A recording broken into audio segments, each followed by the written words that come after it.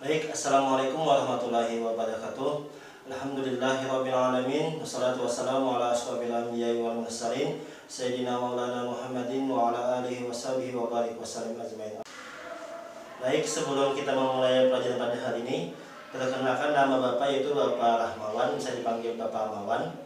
Insya Allah Bapak akan menggantikan Ibu Megawati mengajar fikih untuk 6 minggu ke depan atau 6 kali pertemuan. Jadi di sini Bapak akan memulai pertemuan kita pada hari ini dengan memulai dengan materi kurban. Nah, jadi kita saat ini kan sudah hampir melaksanakan hari raya Idul Adha, yaitu ibadah kurban. Nah, jadi di sini Bapak akan menjelaskan tentang ibadah kurban. Jadi pengertian dan hukumnya. Jadi Bapak mulai dengan pengertian. Kata kurban berasal dari bahasa Arab, yaitu qoroba yaqrabu, kurban yang berarti dekat. Nah, jadi kurban itu adalah kata bahasa Arab yang artinya dekat. Nah, dekat di sini mengandung makna mendekatkan diri kepada Allah.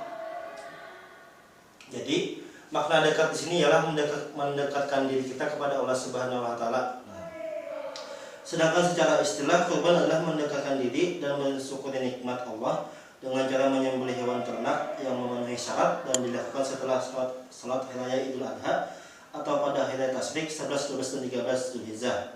Nah, jadi tadi secara bahasa. Nah, sedangkan secara istilahnya kurbannya itu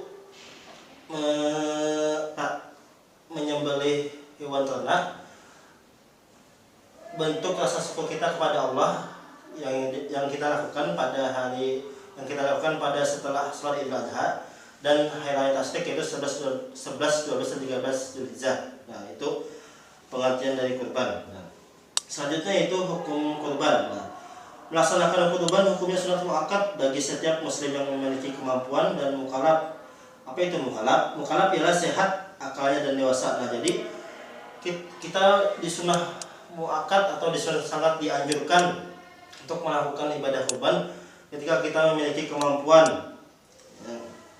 Dan kita setelah mukallaf artinya kita sehat akalnya dan dewasa. Nah, jadi kalau orang gila tidak bisa berkorban. Nah, jadi itu hukumnya.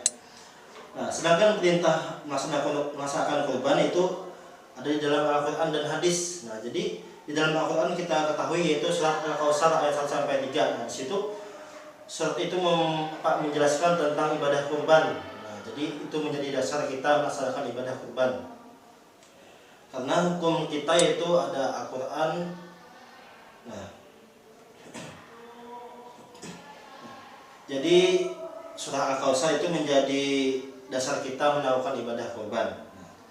Dan ada hadisnya, itu hadis Nabi Muhammad SAW riwayat Daruqutni, dan hadis Nabi Muhammad SAW riwayat Ahmad dan Ibnu Majah. Nah, jadi itu ada hadis yang menjelaskan tentang kurban juga. Nah, jadi dasar kita melaksanakan ibadah kurban itu ada dua. Nah, ada Quran sedalam itu dalam surat Al-Kautsar ayat 1-3, dan ada hadis-hadis Nabi yang menjelaskan permasalahan tentang kurban. Nah, selanjutnya yaitu tentang ketentuan dalam ibadah kurban. Nah, jadi ketika kita melaksanakan ibadah kurban itu tidak sembarangan. Nah, jadi ada ketentuan yang kita lakukan di dalam ibadah kurban tersebut. Nah, jadi yang pertama itu daging hewan kurban dibagikan kepada fakir miskin dan sebagian lagi untuk yang berkurban. Nah, jadi daging kurban itu boleh dibagikan kepada orang yang berkurban, tapi yang lebih banyak itu kepada fakir miskin yang kita beri. Kan kita yang berkurban itu boleh juga mendapatkan tapi sebagian. Nah, kalau yang lebih banyak itu kepada fakir miskin.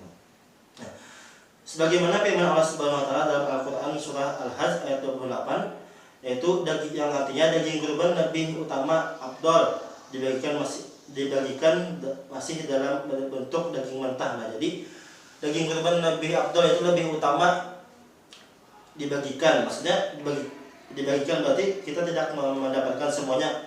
Maksudnya daging itu dibagikan kepada fakir miskin dalam keadaan mentah. Nah, itu ketentuan yang pertama. Ketentuan yang kedua itu binatang atau hewan yang bisa digunakan untuk berkurban itu ada 4. Nah, jadi tidak semua binatang yang bisa kita jadikan hewan kurban. Nah, di sini ada 4 yang bisa dijadikan untuk kita berkorban. Yang pertama itu domba. Nah, yang kedua kambing, yang ketiga sapi atau kerbau, yang keempat unta. Nah, jadi ada 4 ini yang bisa kita jadikan hewan yang kita sembelih untuk kita korbankan di hari Idul Adha, yaitu domba, kambing, sapi atau kerbau, dan unta.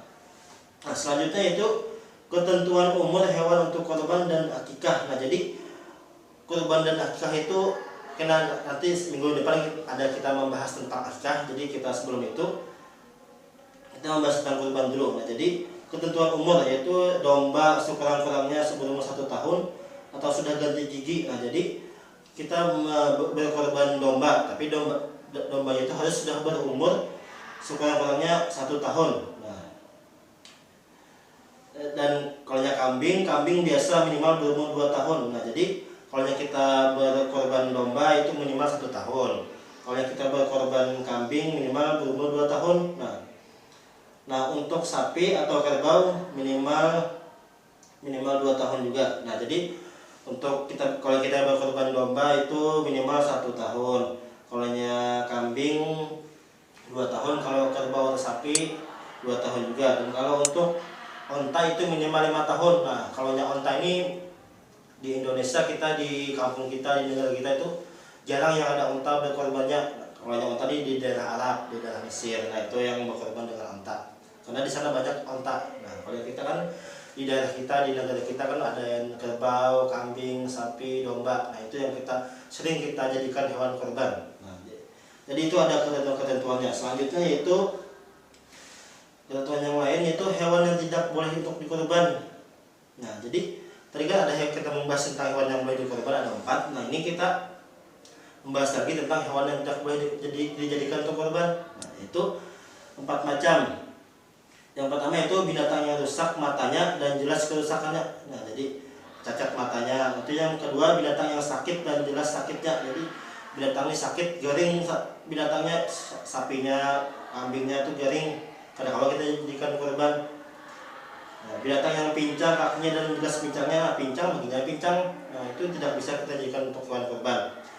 Dan binatang yang kurus hingga tak berdaging. Nah, binatangnya kada berdaging. Nah, jadi kita berkorban, kan korban itu kan kita membagikan dagingnya. Kalau jadi binatang yang hendak kita korbankan tidak berdaging, tidak bisa kita berkorban. Nah, itu. Selanjutnya ketentuan selanjutnya, jumlah hewan untuk korban adalah domba dan kambing untuk 1 orang.